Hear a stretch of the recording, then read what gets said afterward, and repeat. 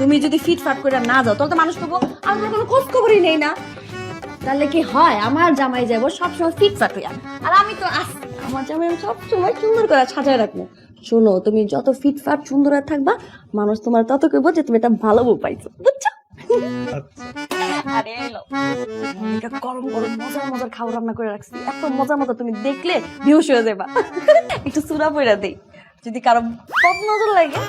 আমার জামাই তো মাশাআল্লাহ কম সুন্দর না। বাবু, কাজ করতেছো? মন দিয়ে করো। শোনো, যা আছে সব কিছু পরিষ্কার করবা, আর ওই যে ওখানে কতগুলা পড়ে আছে অনেকদিন ধরে, ওগুলো কিন্তু পরিষ্কার করো। আর শোনো, ওই যে রাতের বেলা কি বলেছিলাম, মুরগির মাংসের ঝাল যাতে কম হয়, কি সবাই পছন্দ করে না। আমি অফিস থেকে তাড়াতাড়ি আসবো, সো সব কিছু তাড়াতাড়ি শেষ করতে হবে। হ্যাঁ, মনে থাকবে তো?